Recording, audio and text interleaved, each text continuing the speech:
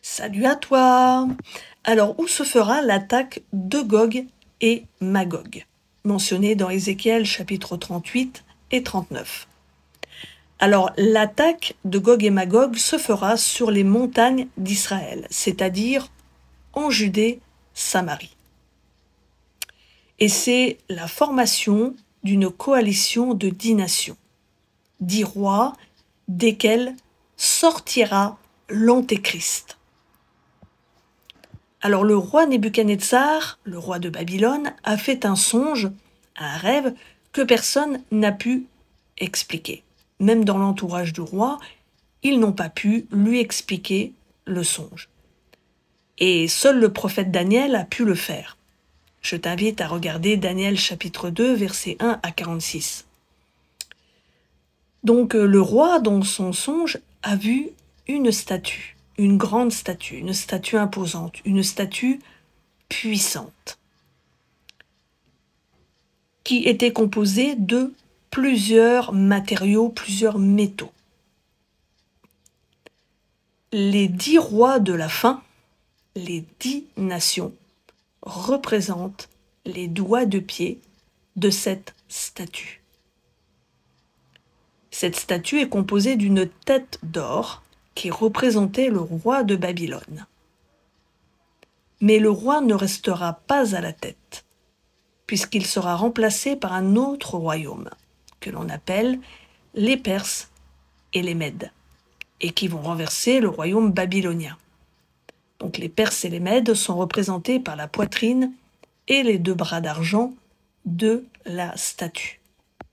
Puis un autre royaume viendra, le royaume grec, représenté par le ventre et les cuisses d'airain.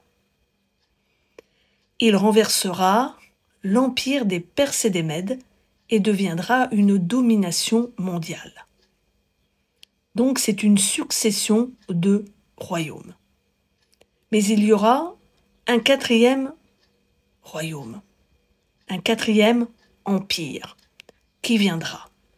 Il est représenté par les 2 jambes, les 2 pieds et les 10 orteils dont je t'ai parlé tout à l'heure.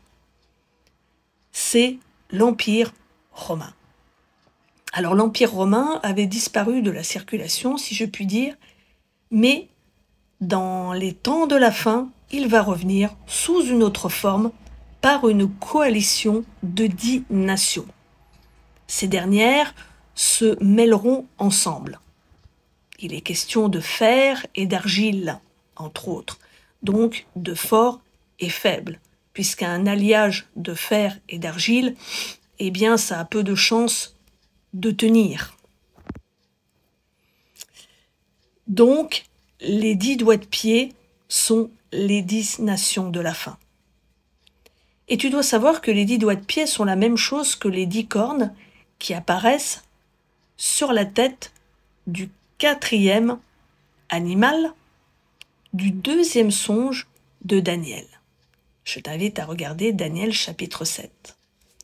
Et ce 4e animal sortira de la mer au milieu des 7 années de tribulation. Donc cela représente les mêmes 10 rois qui se formeront en coalition. Et la petite corne représente l'Antéchrist. L'Antéchrist sortira de ces 10 nations, de ces 10 rois de la fin. Et il faut absolument que ces 10 rois de la fin apparaissent pour que l'Antéchrist puisse confirmer l'alliance de 7 ans avant l'enlèvement de l'Église. Alors les animaux, dans Daniel chapitre 7, 4 animaux représentent les 4 empires et les nations par des cornes. Donc 4 animaux qui représentent les 4 empires mondiaux qui vont se succéder. Donc il y a Babylone, les Perses et les Mèdes, la Grèce et l'Empire romain. Donc l'Empire romain qui avait disparu, qui fera une réapparition dans les derniers jours. Avant, l'Empire romain était divisé en deux. Il y avait le côté romain et le côté byzantin. Et cet empire romain refera surface sous une autre forme. 10 rois, 10 nations. Donc, ils feront une coalition entre eux pour devenir un avant-dernier empire mondial. Il sera suivi lui-même par l'Antéchrist qui aura un contrôle mondial vers le milieu des tribulations. Et le dernier royaume sera le royaume de Dieu. Mais je te rappelle qu'il faut que les 10 rois, les 10 nations soient formés en coalition pour que l'Antéchrist paraisse. Donc si tu as bien compris ce que je viens de te dire, nous sommes très proches de tout cela. Bye bye!